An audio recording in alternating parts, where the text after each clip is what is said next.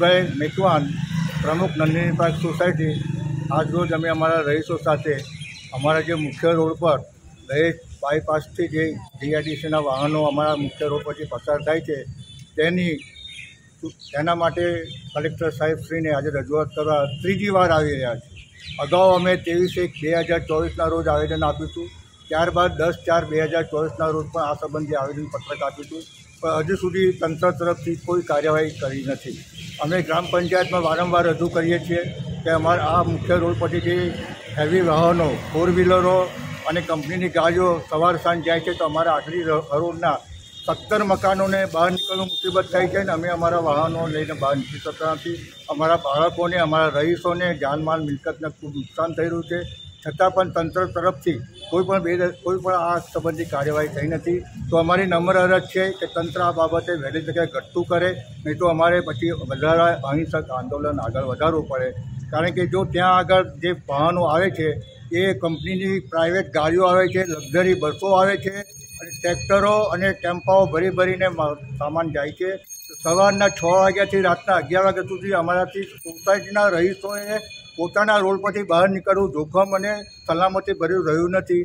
અમારા બાળકો બહાર લઈને અમે સ્કૂલે મૂકવા જવાનું હોય કે બગીચામાં લઈ જવાનું, કોઈ જગ્યાએ જઈ શકતા નથી. અમે કેદ થઈ ગયા છે ટૂંકમાં.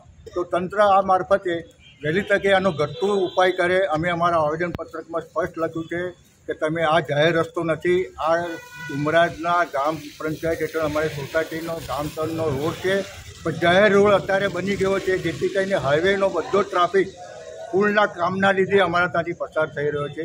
એ સંબંધે અમારી રજૂઆત છે. તો તંત્રને અમે વિનંતી કરીએ છીએ, અરજ કરીએ છીએ, અપીલ પણ કરીએ છીએ કે તમે વહેલી તકે નિવેડો લાવો, નહીં તો અમને પારાવાર મુશ્કેલીઓ થઈ છે અને કોઈ ત્યાં જોવા અમારી ફરિયાદ આવતું નથી. હું નંદિની પાર્ક સોસાયટીની જાગૃતિબેન પટેલ બોલું છું, આગળની લાઈનમાંથી. અમારા રોડ પર રોજની 4થી તે રાતના 8 વાગ્યા સુધી 1000 ગાડી જાય છે, તો અમારું શું એના માટે? ને અમારા બાળકોનું શું? બહેનો આવતા જતા લપસી પડે છે, બેનનો હાથ ભાગી ગયો છે, એ બેન પણ બાજુમાં સબૂત છે. એ માટે કોઈ નિવારણ લાવવા માટે અમે કલેક્ટર ઓફિસ માટે આવ્યા છે. આ ત્રીજી વખતનું આવ્યા છે.